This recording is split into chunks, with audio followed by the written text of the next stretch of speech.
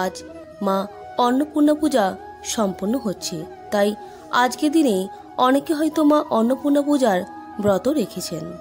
বলা হয় যে ব্রত তখনই সম্পন্ন হয় যখন আপনি এই ব্রতের মাহাত্ম্য কথা শ্রবণ করেন, নয়তো এই ব্রতের পুণ্যফল লাভ করা যায় না। তাই আজকের ভিডিওতে শ্রবণ করব মা অন্নপূর্ণা পূজার মাহাত্ম্য কথা। আপনার প্রত্যেকের সঙ্গে থাকুন এবং শ্রবণ করুন। অন্নপূর্ণা আমাদের হিন্দু দেবী, তার অপর নাম অন্নদা। তিনি শক্তির এক রূপ। অন্নপূর্ণা দ্বিভুজা, তার দুই হাতে অন্নপাত্র ও দুর্বি। তিনি রক্তবর্ণা, সফরাক্ষী, স্তনভার নম্রা, বিচিত্র বসনা, নিরত অন্নপ্রয়াদিনী ও ভবদুঃখ হন্ত্রী। তার মস্তকে নবচন্দ্র, এক পাশে ভূমি ও অন্য পাশে শ্রী। নিত্যপরায়ণ শিবকে দেখে তিনি সন্তুষ্ট হন। দেবী পার্বতী ভিক্ষারত শিবকে অন্ন প্রদান করে এই নাম প্রাপ্ত হন। চৈত্র মাসের শুক্লা অষ্টমী তিথিতে অন্নপূর্ণার পূজা করা হয়। হিন্দু বিশ্বাস অনুযায়ী অন্নপূর্ণার পূজা করলে গৃহে অন্নাভাব থাকে না। ধর্মীয় বিশ্বাস অনুসারে মা অন্নপূর্ণা রূপ ধারণ করে মা পার্বতী সমস্ত জীবকে রক্ষা করেছিলেন। মা দুর্গার আরেক রূপ হল অন্নপূর্ণা। মা অন্নপূর্ণা অন্নদা নামেও পরিচিত। মা অন্নপূর্ণাকে বলা হয় অন্নদাত্রী। তিনি শক্তির অপর রূপ। বাসন্তী পূজার অষ্টমী তিথিতে মা অন্নপূর্ণার পূজা করা হয়। অন্ন শব্দের অর্থ হল ধান, আর পূর্ণা কথার অর্থ হল পূর্ণ। নানান পুরাণ ও গ্রন্থে দেবী অন্নপূর্ণার উল্লেখ আছে। নানা কাহিনী প্রচলিত আছে মা অন্নপূর্ণাকে নিয়ে। এর মধ্যে অন্যতম হল কাশী উপাখ্যান। রায়গুণাকর ভারতচন্দ্র দেবী অন্নপূর্ণার কথা উল্লেখ করে অন্নদামঙ্গল কাব্য রচনা করেছিলেন, যেখানে মা অন্নপূর্ণার মাহাত্ম্য বর্ণনা করা হয়েছে। এর সঙ্গে রয়েছে আরেক পৌরাণিক কাহিনী। পুরাণ মতে বিবাহের পর শিব পার্বতী সুখী দাম্পত্য জীবন কাটাচ্ছিলেন, কিন্তু আর্থিক অনটনের জেরে শুরু হয় দাম্পত্য কলহ। ভোলেনাথের সঙ্গে মায়ের মতবিরোধ হয়। মা পার্বতী কৈলাস ত্যাগ করে চলে আসেন। সেই সময় দেখা যায় মহামারী, খাদ্য কষ্ট। ভক্তরা আকুল হয়ে পড়ে। তারা দেবাদিদেবকে ডাকতে থাকে। সেই সময় ভিক্ষার ঝুলি কাঁধে তুলে নিয়েছিলেন মহাদেব, কিন্তু দেবীর মায়ায় কোথাও ভিক্ষা জোটেনি তার।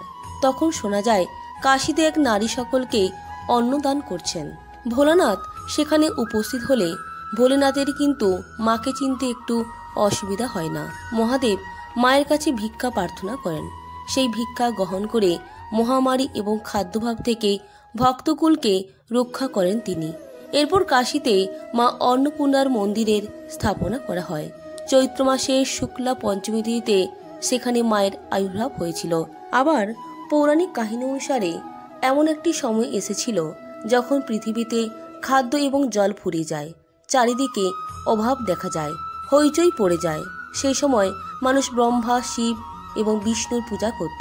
ভক্তদের ডাক শুনে শ্রী হরিবিষ্ণু ভগবান শিবকে তার যোগনিদ্রা থেকে জাগিয়ে পুরো ঘটনা বললেন। তখন ভগবান শিব মা পার্বতীর কাছ থেকে সন্ন্যাসী রূপে এসে ভিক্ষা চেয়েছিলেন।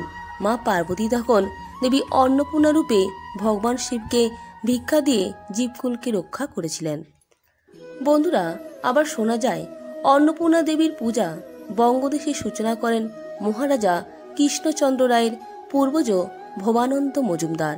দেবী অন্নদার কৃপা পেয়ে সম্রাট জাহাঙ্গীরের থেকে তিনি রাজা উপাধি লাভ করেন। যদিও অন্নদামঙ্গলে অন্য গল্প বলা হয়েছে নবাব মুর্শিদ কুলি খাঁয়ের কাছে নির্ধারিত দিনে কর বা রাজস্ব মেটাতে না পারার কারণে দুর্গাপূজা চলাকালীন মহারাজা কৃষ্ণচন্দ্র রায় মুর্শিদাবাদে কারারুদ্ধ হন। কৃষ্ণচন্দ্র দুর্গা দর্শন না হওয়ার কারণে অন্নপূর্ণা সাক্ষাৎ দর্শন দিয়েছিলেন তাকে। সেই থেকে বাংলায় অন্নপূর্ণা বা অন্নদা পুজোর সূত্রপাত বলেই মনে করেন অনেকে। বন্ধুরা, আজকের এই অন্নপূর্ণা পূজার দিনে আমিষ ভোজন, অ্যালকোহল জাতীয় পানীয়, ধূমপান থেকে দূরে থাকবেন। কাউকে কটু কথা বলবেন না। এমন কোনো ব্যবহার করবেন না যাতে বিপরীত দিকে থাকা মানুষটি আপনার ব্যবহারে কষ্ট পায়। মিথ্যে কথা বলবেন না। কারোর সাথে খারাপ ব্যবহার করবেন না। দেবীকে খুশি করতে সাদা পোশাক পরে পুজোর আসনে বসতে পারেন। প্রচলিত বিশ্বাস অনুযায়ী কেউ যদি একটি জবা ফুলের লাল চন্দন লাগিয়ে তার মধ্যে একটি এলাচ দিয়ে দুর্গা মন্দিরে দান করেন তাহলে তিনি দেবীর আশীর্বাদ পান। পাশাপাশি মনে করা হয় এই দিন কোনো ভিক্ষুককে পিতলের পাত্রে আতপ চাল দান করলে অত্যন্ত শুভ ফল মেলে। বন্ধুরা, এই ছিল আজকের ভিডিওর মূল আলোচ্য বিষয়বস্তু। প্রত্যেকে ভালো থাকবেন, সুস্থ থাকবেন। নমস্কার, ধন্যবাদ। ঈশ্বর আপনার মঙ্গল করুক।